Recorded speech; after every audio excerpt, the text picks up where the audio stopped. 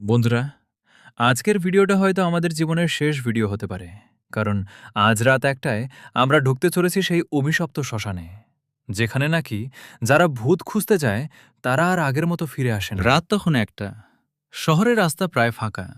দুই বন্ধু রাহুল আর সাগর বাইকে করে এগিয়ে যাচ্ছে শহরের বাইরে পুরনো শ্মশানের দিকে।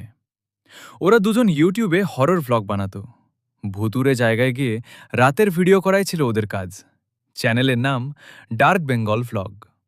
সেদিনের ভিডিও টাইটেল আগেই ঠিক করা ছিল, রাত ১টায় শ্মশানে গেলে সত্যিই কি ভূত দেখা যায়। সাগর ক্যামেরা অন করে বলল, বন্ধুরা, আজকের ভিডিওটা খুবই স্পেশাল হতে চলেছে। আমরা এখন যাচ্ছি সেই পুরনো শ্মশানে, যেখানে নাকি রাতের পরে অদ্ভুত জিনিস দেখা যায়। রাহুল হেসে বলল, আজ যদি সত্যি ভূত দেখতে পাই তাহলে ভিডিওটা একেবারে ভাইরাল। দুজনেই হাসতে লাগলো, কিন্তু ওরা জানত না কয়েক ঘন্টা পরে সেই হাসি আতঙ্কে বদলে যাবে। প্রায় আধ ঘন্টা পরে ওরা শ্মশানের সামনে পৌঁছালো। জায়গাটা একদম নির্জন, চারপাশে বড় বড় গাছ। পুরনো ভাঙা গেটটা হাওয়ায় আস্তে আস্তে আস্তে নড়ছিল। সাগর নিচু গলায় বলল, ভাই, জায়গাটা একটু অদ্ভুত লাগছে। রাহুল বলল, ভয় পাস না, এগুলোই তো ভিডিওর মজা। দুজন ভিতরে ঢুকে পড়ল। ভিতরে ঢুকতেই যেন চারপাশের আওয়াজ বন্ধ হয়ে গেল। ঝিঝি পোকার শব্দ পর্যন্ত নেই, শুধু শুকনো পাতার উপর ওদের হাঁটার শব্দ। ক্যামেরার লাইটে সামনে কয়েকটা পুরনো চিতা দেখা যাচ্ছিল। সাগর বলল, লোকজন বলে এখানে মাঝরাতে কান্নার শব্দ শোনা যায়। রাহুল মজা করে বলল, কান্না না, হয়তো বিড়াল।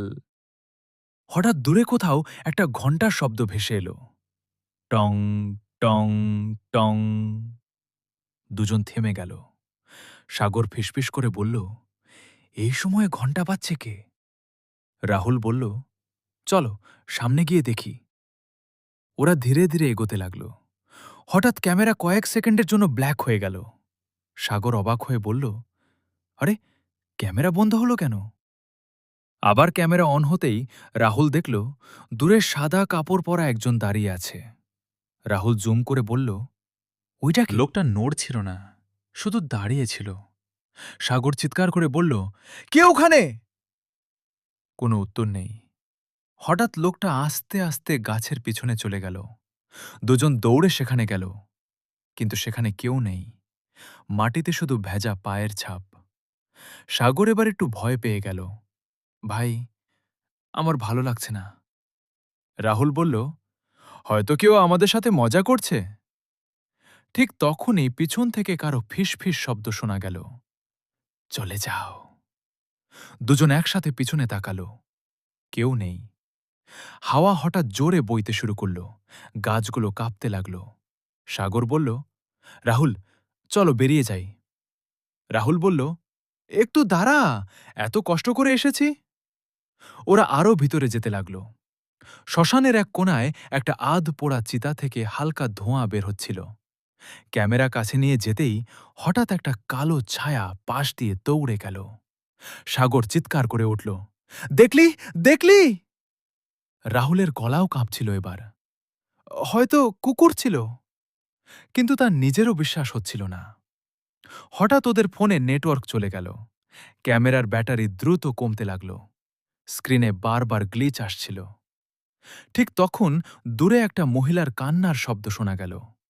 ধীরে ধীরে শব্দটা কাছে আসছিল। সাগর বলল, ভাই, এটা মানুষের কান্না না।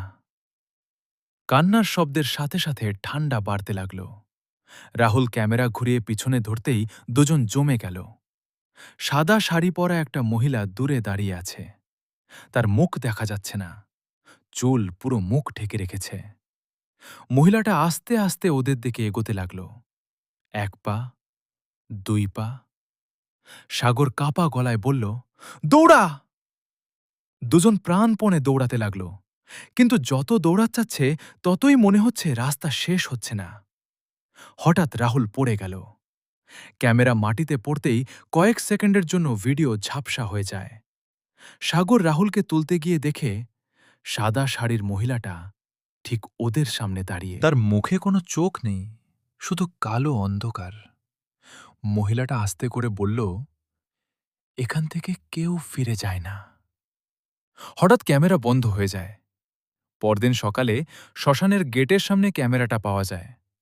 ভিডিওর শেষ অংশে শুধু একটা জিনিস দেখা যায়। অন্ধকারের মধ্যে রাহুল আর সাগর দৌড়াচ্ছে, আর তাদের পিছনে সাদা শাড়ির সেই মহিলা ধীরে ধীরে হাঁটছে। তারপর ভিডিও একদম ব্ল্যাক। আজও সেই ভিডিও ইউটিউবে আপলোড হয়নি, কারণ রাহুল আর সাগর কখনো বাড়ি ফেরেনি।